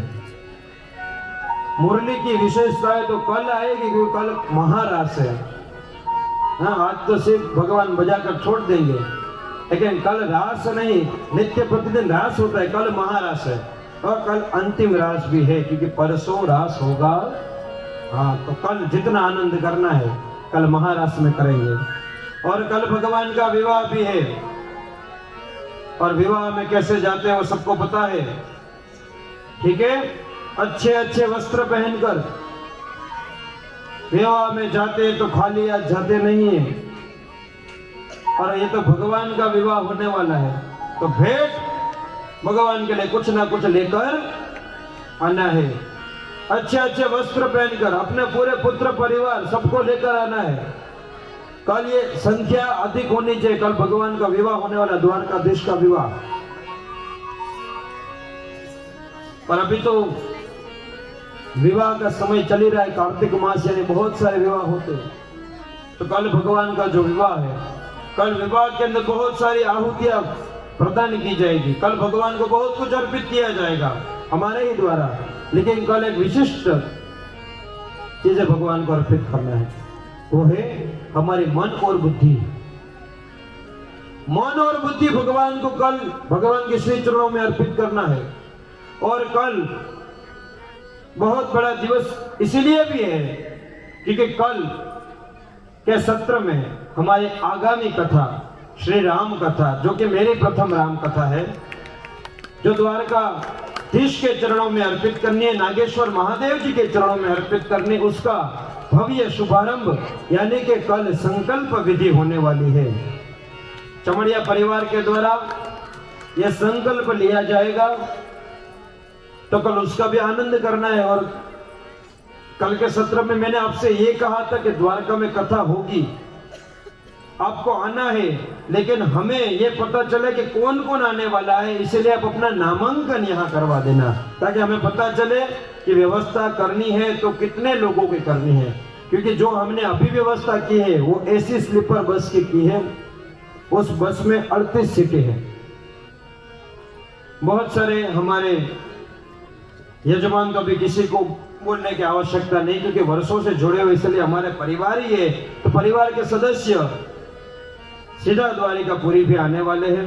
तो ऐसा भी कोई भक्त है जो 7 दिवस तक कथा श्रवण ना कर सके, जिसको अंतिम दिनों में आना हो, तो उस प्रकार से भी अपना नामांकन करवा सकते हैं। जो व्यक्ति 7 दिवस तक कथा श्रवण करने वाला है, वो भी व्यक्ति अपना नामांकन करवा सकते हैं। पुनः एक बार आपको समझ में आए इसलिए समझा देता हूं कि यहाँ से 25 तारीख को यात्रा आरंभ होगी, 3 फरवरी को पुनः आगमन होगा। यात्रा एसी स्लीपर बस के द्वारा होगी। वहां पर आपका रहना, आना जाना, 2 समय का भोजन, चाय, अल्पाहार, और वहां पर जो आपका विहार होगा वो सब कुछ मात्र और मात्र 9,500 रुपये उसका एक प्रति व्यक्ति के शुल्क रखा है, जिसकी पेमेंट का भुगतान आप चमड़िया परिवार के पास ही करवा सकते हैं, जिसकी अंतिम दिनांक 31 नवंबर है। उसके बाद में किसी का भी चयन हो सकता नहीं है। जो भी भक्त जन इच्छुक है वो अपना नाम यहाँ लिखवा सकते हैं, और यहाँ से ही पेमेंट कैसे करना है उसका नंबर लेकर भुगतान करके वो जो स्क्रीनशॉट है वो आप इनको भेजकर अपना नाम सुनिश्चित करवा सकता है।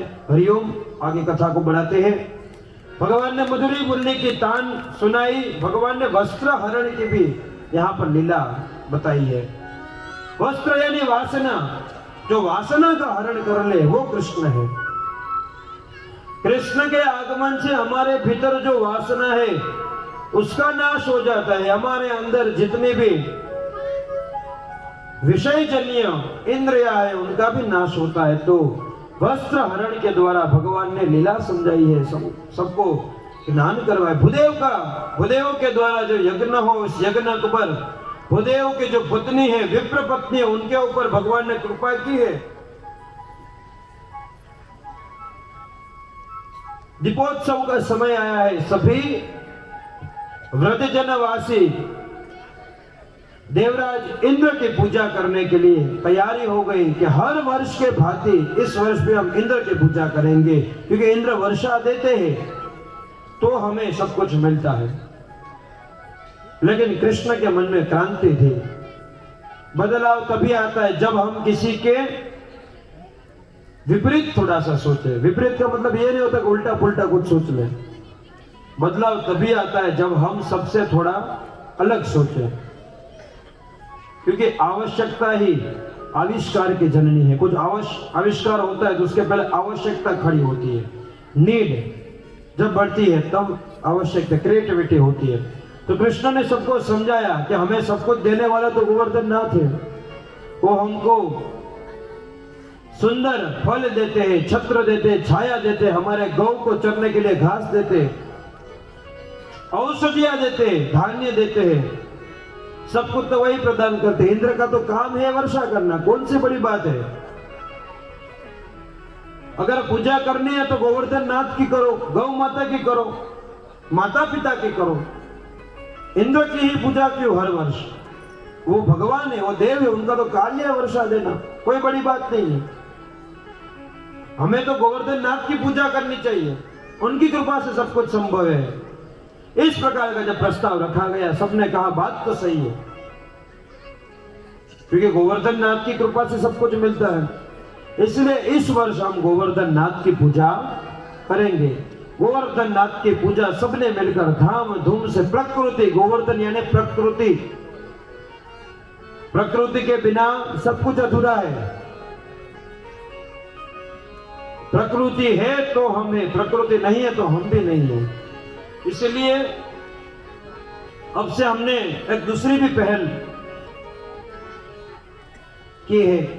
हमारी जो अंतिम शिव कथा थी नरोली गांव में थी। नरोली में जो शिव कथा हुई थी उसमें अंतिम दिन हमने जितने भी श्रोता आए थे उन सबको बिल्व पत्र का वृक्ष दिया था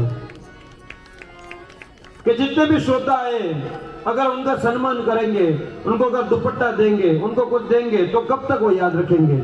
लेकिन बिल्व पत्र दिया है तो बिल्व पत्र 700 बिल्व पत्र एक ही दिन 700 श्रोताओं को बिल्व पत्र दिया था।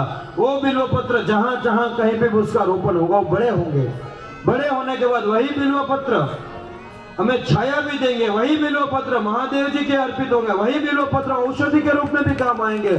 और हमें भी खुशी होगी कि हमने भगवान को ये भेंट दी, हमने प्रकृति को ये भेंट दी। हम भगवान को जब अर्पित करते बिल्व पत्र मंदिर में तो हम एक श्लोक बोलते, त्रिदलम त्रिगुणाकारम त्रिनेत्रम च त्रियायुधम त्रिजन्म पाप संवारम एक बिल्व। एक बिल्व पत्र नहीं बोलते, हम बोलते एक बिल्व शिवार्पणम। शिव और शिवा यानी कि भूमंडल, शिव हर जगह है, कृष्ण हर जगह है, शिवा और लक्ष्मी, लक्ष्मी यानी कि ये प्रकृति।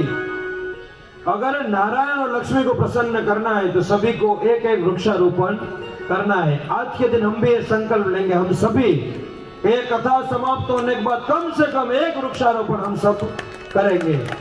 जो भी व्यक्ति सच्चे हृदय से ये कार्य करना चाहते हैं सिर्फ 1 मिनट मौन रहेंगे। सब हम सभी सिर्फ मानसिक संकल्प आज के दिन करेंगे कि हे जगन्नाथ भगवान, आपकी कृपा से हमने इतनी सुंदर कथा सुनी है तो उसके दक्षिणा और भेंट रूप में हम आपको एक वृक्ष अर्पण करें। आंख बंद करके जो भी व्यक्ति करना चाहे, जो करना चाहता है वही करे, संकल्प करके। जो नहीं करेगा वो मत करना, जो करना चाहे वही आंख बंद करके संकल्प करो कि एक वृक्ष हम आपके श्री चरणों में अर्पित करेंगे।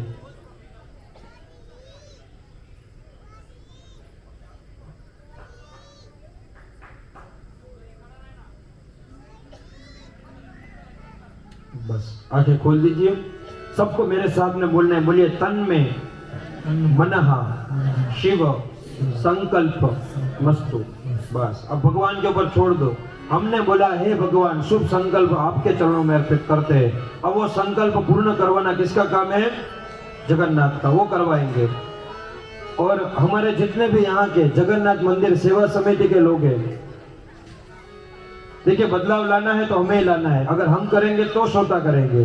तो अंतिम दिन यानी परसों सुबह का सत्र है। यहाँ पर कम से कम 11 वृक्ष के छोटे छोटे लेकर आएंगे। यहाँ पर कथा का आरंभ होने से पहले ही हम सभी मिलकर वृक्षारोपण करेंगे।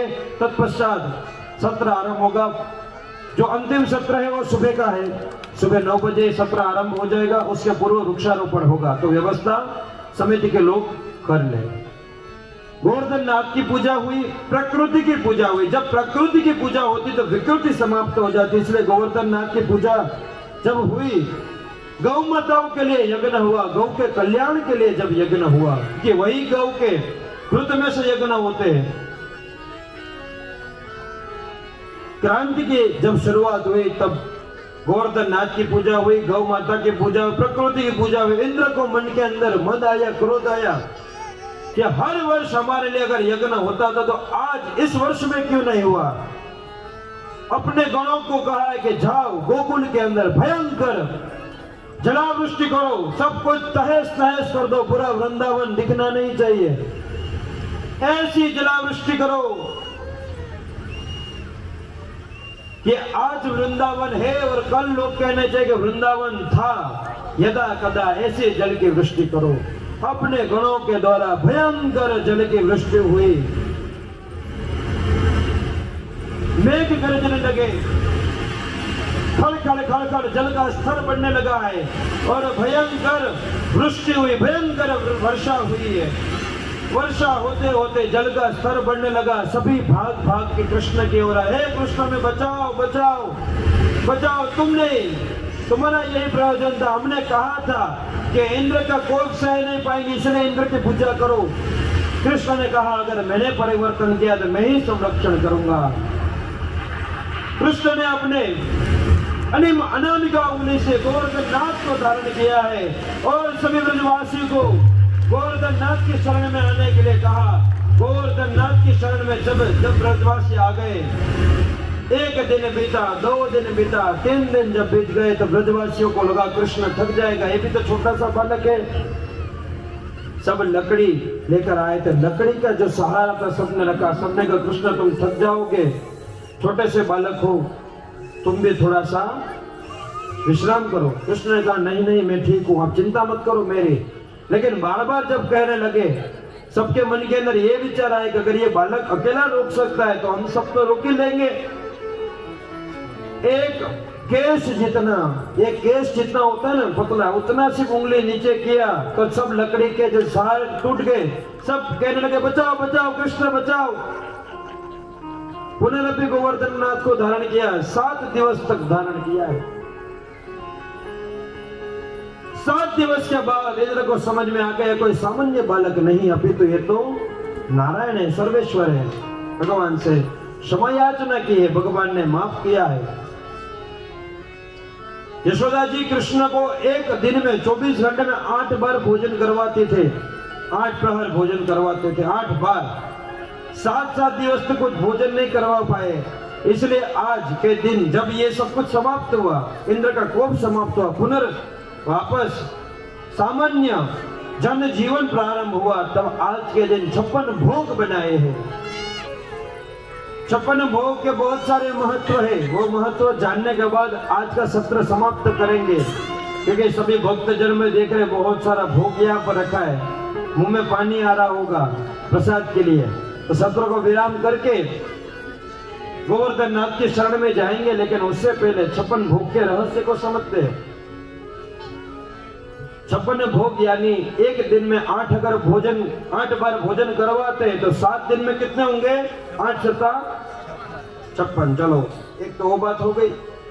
56 संख्या 5 और 6 प्लस करेंगे कितने बन जाएंगे? 11।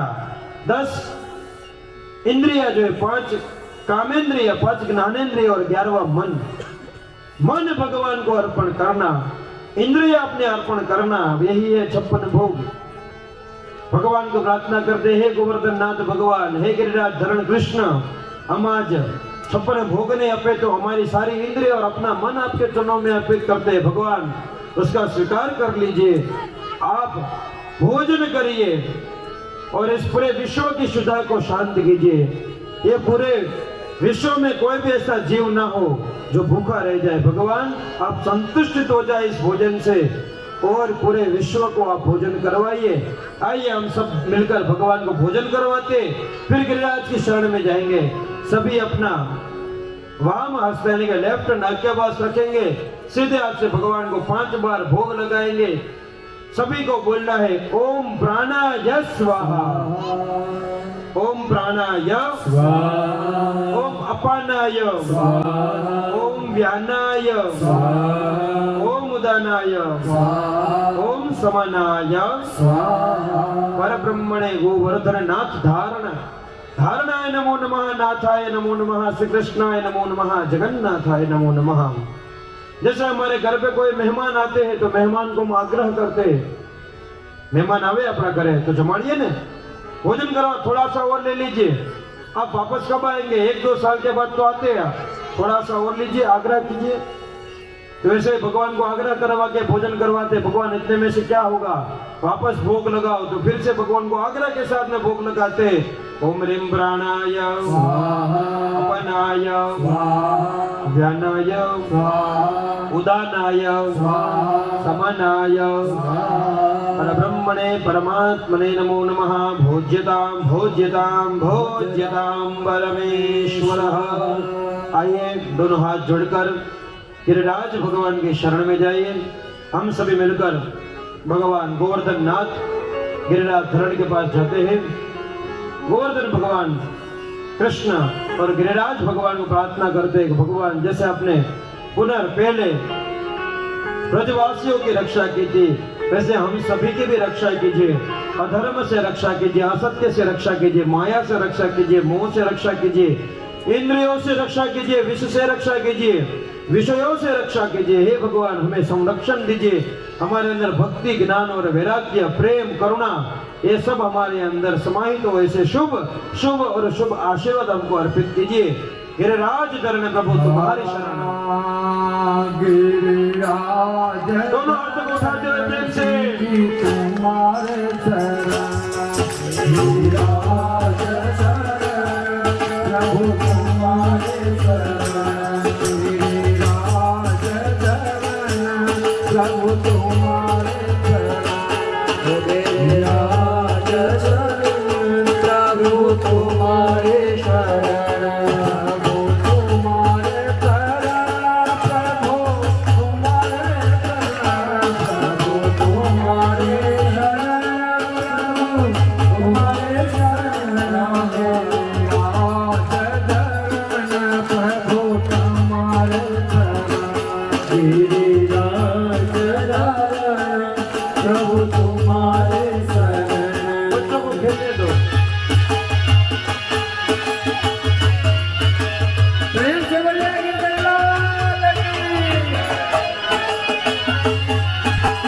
वृंदावन बिहारी लाल की, कृष्ण भगवान की।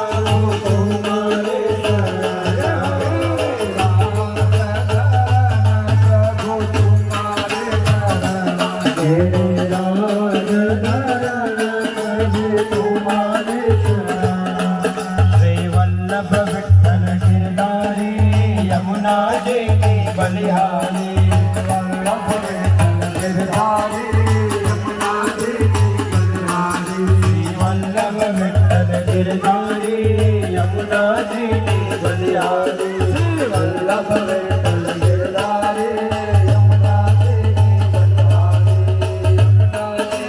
बलिहारी यमुना जी की बलिहारी यमुना जी की बलिहारी यमुना जी की बलिहारी वल्लभ विठल गिरधारी यमुना जी की बलिहारी वल्लभ विठल गिरधारी यमुना जी की बलिहारी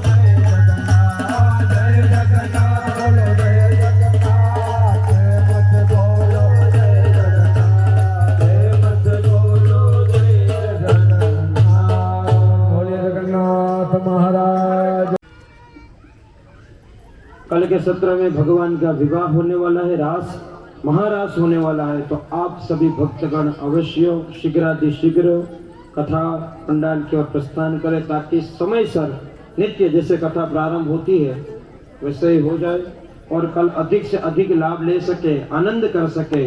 उस भावना से अपने पुत्र, अपने परिवार, मित्र, सखा, बंधु सबको अपने साथ में लेकर आना है। परसों यानी कि 12 तारीख अंतिम सत्र सप्तम दिवस का प्रातः काल का है, तो इसीलिए सब तैयारियां करके अपने घर से अवश्य पधारे। जय जगन्नाथ।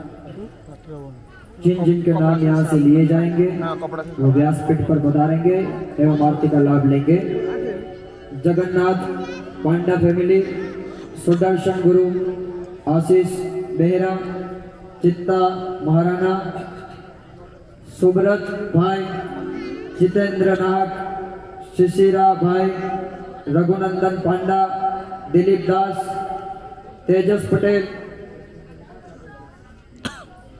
विश्वास सर फैमिली, देवदास आजी, धर्मेश ठक्कर एवं उनके पधारे हुए जो भी मित्र वापिस आए वो, मयूर भाई ओझा, मितेश भाई ठक्कर, हिरेन भाई ठक्कर, कविता बेन माहेश्वरी, भावना बेन पंचाल, तेजल बेन पटेल, भूमि बेन पटेल, हेमा बेन, मनीषा बेन, भंवरलाल जी चौधरी, विष्णु भाई डेकोरेशन वाले। जिन जिन के नाम यहाँ से लिए गए हैं वो व्यासपीठ पर पधारेंगे, भगवान जगन्नाथ जी की आरती करेंगे। यथाशीघ्र व्यासपीठ के पास प्रस्थान करें ताकि शीघ्र आगे कार्य बढ़ पाए। और जिनके भी नाम यहाँ से लिए गए हैं 5-5 लोग पधारेंगे, क्योंकि नाम बहुत ज़्यादा है, लोग बहुत ज़्यादा है, तो जिनके नाम लिए हैं वो 5-5 7-7 लोग पधारेंगे।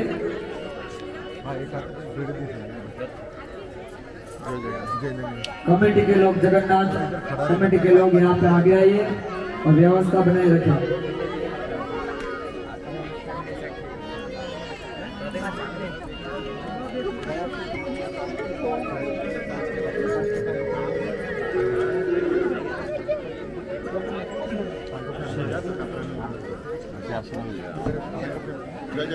चिन्नी हल्ला दाढ़ी बच्ची हल्ला नहीं तो जोर चिन्नी हल्ला नहीं।